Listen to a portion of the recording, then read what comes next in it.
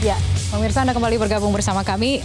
Ini adalah segmen terakhir. Ada begitu banyak isu yang sebenarnya tidak muncul dalam debat cawapres kemarin. Tadi saya tanya ke Pak Tauhid, sebenarnya ada katanya, tapi tidak terpilih untuk ditanyakan ke cawapres. Ada beberapa yang menyangkut hajat hidup orang banyak, hajat pengusaha dan juga menyangkut anggaran negara, yaitu soal subsidi BBM, rupiah, inflasi dan juga dana desa.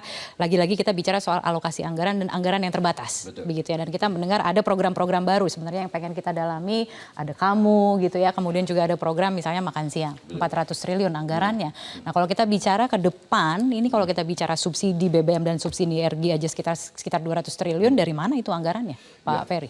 Kita memperhitungkan tentu tadi terkait dengan masalah tax ratio yang akan kita genjot ya. Oke. Ada salah satunya memang seperti tadi Pak Tauhid bilang, memang tidak gampang bos mengejar yang namanya underground economics ini ya. Tapi kita sudah konsultasi dengan beberapa pakar pajak kita yang pernah menduduki jabatan-jabatan juga ya di pemerintahan sebelumnya, zaman Orde Lama.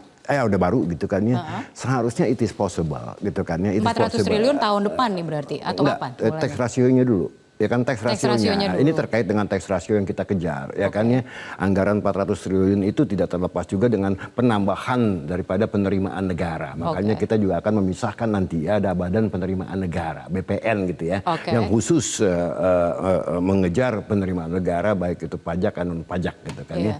Jadi itu terkait dengan itu, dan kalau kita hitung rasionya seandainya kita bisa meningkatkan 2 percentage aja ya, dari 9,5 sampai 11,5 atau 12,5, sebagian besar itu udah tercover untuk menutupi biaya 400 triliun tersebut gitu kan ya. Nah, di samping itu ini juga ternyata program makan siang ini mendapat support dari negara-negara lain ya, karena kan itu banyak dilakukan di 78 negara. Ya. Jadi 400 triliun ini off budget gitu atau gimana? Ya, kita usahakan sama sekali tidak menambah utang daripada APBN tentunya ya kan, karena kalau utang itu kan juga dibatasi by undang-undang, nggak boleh lebih dari 3% gitu kan ya. Tapi subsidi BBM dan lain sebagainya masih tetap akan dialokasikan? Tetap, itu nggak bisa kita robah. Ini pokoknya additional revenue yang bisa kayak affordable untuk kita mensupport program ini gitu loh ya. Dan kebetulan program ini juga banyak mendapat tanggapan positif karena di 78 negara dilakukan juga sebelumnya gitu loh ya. Jadi bukan sesuatu yang baru. Bukan sesuatu yang baru. Jelajahi cara baru mendapatkan informasi. Download Metro TV Extend sekarang.